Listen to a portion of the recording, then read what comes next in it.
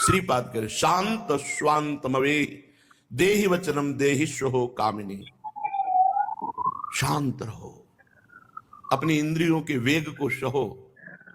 काम आ रहा है राधा राधा राधा राधा राधा राधा। ये मोबाइल बहुत जहर है भाई, बहुत से बच्चों को नष्ट कर रहा है। बहुत सुधार भी इससे होता है, सत्संग सुना जाता है, आवश्यक फोन आदि आवश्यक कार्यों में बड़ा प्रयोग में आने वाला यंत्र है, धन्यवाद भी है, पर इसका जो कुप्रयोग करते हैं बहुत हानिकारक है।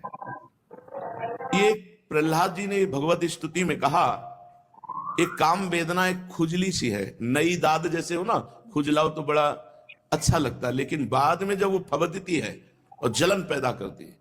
शक्तिपात में तुम्हें सुख मिल रहा है, उसके रोकने में कितना सुख होगा। एक अद्भुत नशा रहता है उसके रोकने में, एक अद्भुत ओजस्विता रहती है, एक तेज रहता है। नौजवान में कमर में दर्द हो रहा है, गांठ में दर्द। अगर आप गंदी बातें मोबाइल में देखोगे तो दिन भर एकांत में भजन की जगह यही करोगे। मान लो बहुत मन विचित्र है, जो देखता है जो सुनता है वही मनन होता है, जो मनन होता है वही क्रिया होती है। हाथ जोड़कर प्रार्थना है, मोबाइल से सदप्रयोग करो, असदप्रयोग मत करो, नहीं नाश हो जाएगा। जब सामने तुम गंदी बात देखोगे तो तुम कैसे रह सकते हो, विचार करके कैसे रह सकते हो। इसलिए सबके पास मोबाइल। अब ये ऐसा ना निषेध, देखो कैसी चाल से भेजा गया जहर, ना निषेध कर सकते हो इसको कि अब निषेध करो तो बहुत सी सेवाएं हैं जो उसी के आश्रित है, मोबाइल के ही आश्रित है, और निषेध न करो तो अब ये सब बात है। और स्मार्ट के नीचे कोई रखना नहीं चाहता। श्रीपाद कह रहे हैं अगर प्रेम प्रकट करना है तो शांत स्वांतमवे देहि वचनम देहिष्यो कामिनी रूपाग्नौ न पतंग वन्य पतरे चक्षु प्रमादादपि। जैसे पतंगा तेज के लोभ में जाके अपने को जला देता है, ऐसे ही ये काम का लोभ जो है सर्वनाश कर देता है बड़े बड़े ज्ञानियों का। अज्ञानियों की तो बात ही नहीं है। आप ज्ञानी नाम अपि चेतांसी देवी भगवती हिसा बलादा कृष्ण मोहाय महामाया प्रेक्षति। महामाया, हे नाथ मैं आपकी शरण में हूं, रक्षा करो। और हर समय राधा राधा राधा राधा तो बचने के चांस है। और ये गंदी बातें देखना, गंदी बातें करना, ये सर्वनाश है। ये बच्चों में ऐसे फैल रहा है वायरस की तरह। ये जो हस्त क्रिया है बच्चों में ऐसे फैल रहा है वायरस की, तो ये बहुत हानिकारक है। काम का जो स्वरूप है वो तुम्हारे हृदय में मंथन करेगा, पर उसका प्रयोग न करो तो शांत हो जाएगा। इसकी प्रक्रिया है जीतने की। जैसे जलन हुई बहुत अंदर, एकांत हो जाओ, शांत हो जाओ। शांत स्वांतमवे, शांत हो जाओ। राधा राधा राधा, लाडली जू कृपा करो, हे करुणा में कृष्ण कृपा करो, आपको बल मिलेगा। देखो बहुत फराटेदार सत्संग की बातें हम आपको बताते जाएं और नींव आपकी कमजोर है तो कुछ पकड़ में नहीं आएगा। दूसरी बात, माधुकरी की रोटी पाई, उसका अलग प्रभाव देखा। घर में एक घर में बैठ करके प्रसाद पाया, उसका अलग प्रभाव देखा। और भंडारे का प्रसाद जो बनता है अच्छा अच्छा गुलाब जामुन ये वो पाके देखा, अलग प्रभाव। भूखे रह करके देखा, उसका अलग प्रभाव पड़ता है।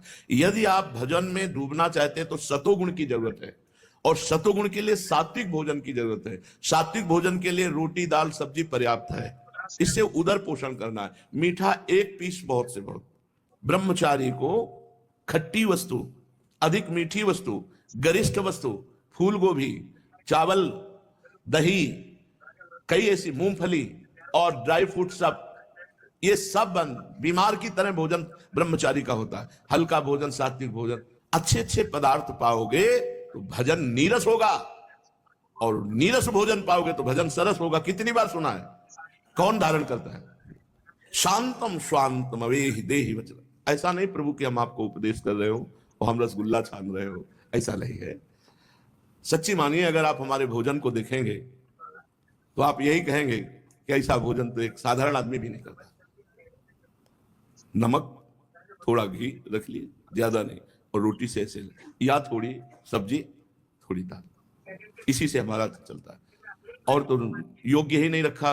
यही जीवन की बड़ी लीला विचित्र है कि जब पाने लायक थे तो था नहीं, और जब है तो पाने लायक नहीं है। और बड़ी भगवान की विशुद्ध कृपा है, बहुत विशुद्ध कृपा है भगवान की। जब प्रतिकूलता के द्वारा जीवन में भजन की वृद्धि की जाए, प्रतिकूलता से ही भजन की वृद्धि होती है। बिल्कुल समेट, ये देखो, ये शरीर तुम नहीं हो, मान लो, ये इंद्रियां तुम नहीं हो, मान लो। जब नहीं मानते तो मेरे भगवान वही सब अनुकूलता दे देते हैं जो आप चाहते हो। जो इच्छा करियो मन माही, हरि प्रसाद कछु दुर्लभ नाही। शांत, कितना आनंद है, शांत आप बैठे हुए भगवत चिंतन परायण, आंखों से अश्रु, जरा कभी ललचाओ ऐसे सुख के लिए। वचनम देहिष्यो कामिनी रूपाग्नौ न पतंग वन निपतरे चक्षु प्रमादाम दपि। नेत्रों से चक्षु प्रमादादपि। यदि माताओं बहनों की तरफ गंदी दृष्टि से देखोगे, मोबाइल में गंदी दृष्टि से वो सब देखोगे, बहुत बहुत कलयुग का विचित्र स्वरूप है। ये जो मोबाइल है बहुत साधना में बहुत हानिकारक है, बहुत हानिकारक है। अगर आप इंद्रिय विजयी हो तो बहुत सहायक भी है। रख दिया महापुरुषों के वचन, कान में सुन रहे, माला चला रहे, बहुत सुंदर सहयोग है, एक से एक महापुरुषों के वचन आप सुन सकते हैं। लेकिन इंद्रिय विजयी नहीं है तब तो बहुत बड़ी हानि है। और इससे बचो भाई, इससे बचो, बच्चों इससे बचो। अगर किसी को गलत क्रिया का अभ्यास है तो नियम लो, ये कसम खाने से, दृढ़ता पूर्वक कसम खाने से छूटता है।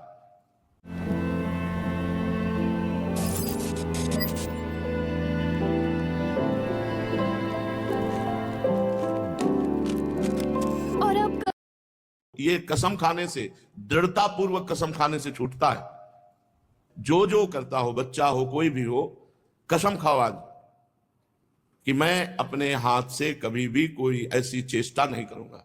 अंदर ही अंदर स्वीकृति कर लो, क्योंकि ये बहुत हानिकारक है भाई, बहुत हानिकारक है, बहुत हानिकारक है।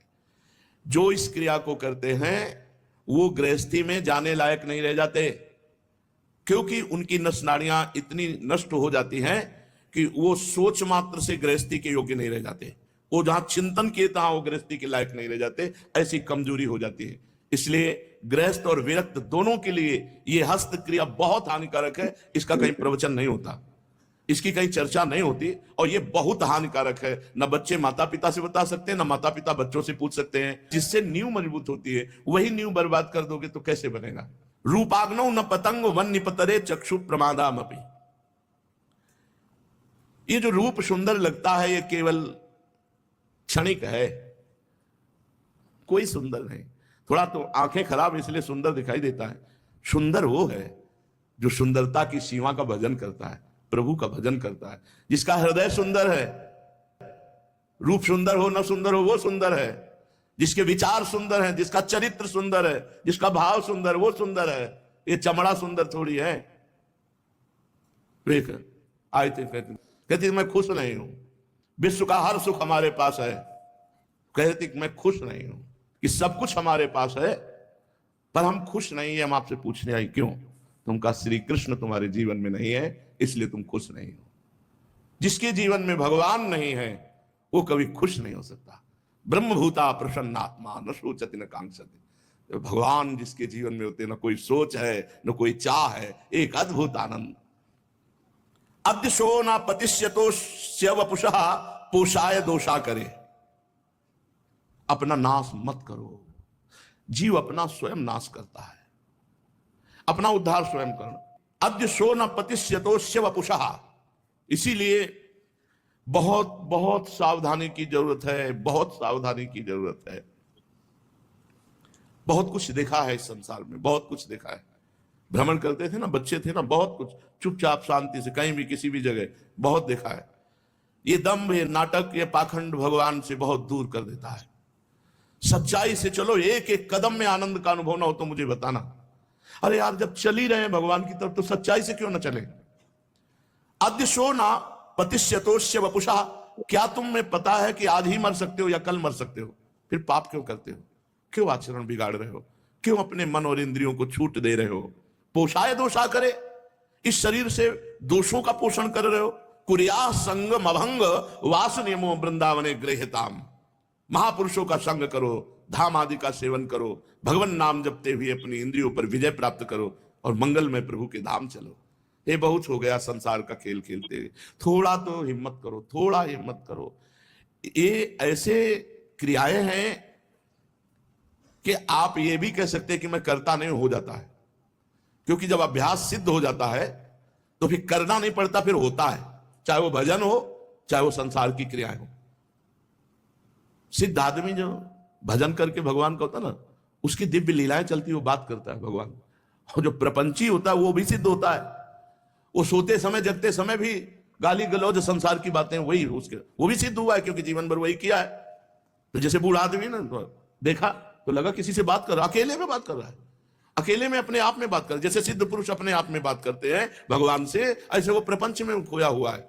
ऐसे ही ये गलत क्रियाएं भी सिद्ध होती हैं, फिर हटाना मुश्किल होता है। पर परिपक्व अवस्था आ गई अभ्यास की तो गलत क्रिया हटाना बहुत मुश्किल होता है। इसलिए अभी आज जो सत्संग में बैठा है वो अगर इन गलत क्रियाओं को करता है तो वृंदावन धाम को साक्षी करके कसम खा लो, आज से स्वयं में कोई भी ऐसी असत क्रिया हम नहीं करेंगे। ये देह नष्ट होने वाली वस्तु है, इसी से हम अविनाशी पदवी प्राप्त करेंगे। 2 महीना सच्चाई से ब्रह्मचर्य रह के देख लो, 2 महीना अगर आपकी जैसे गिलहरी नहीं टिलटिलाती हुई, ऐसे पूरे शरीर में एक ऊर्जा शक्ति आपको दौड़ती नजर आएगी। और ब्रह्मचारी के पैर ऐसे पड़ते हैं जैसे आग में कोई चलता हो। आग में कैसे चलता है, ऐसे उसके पैर पड़ते हैं। ओज तेज ब्रह्मचर्य, ये सब दिव्य साधना में। इसलिए बहुत सावधान भाई।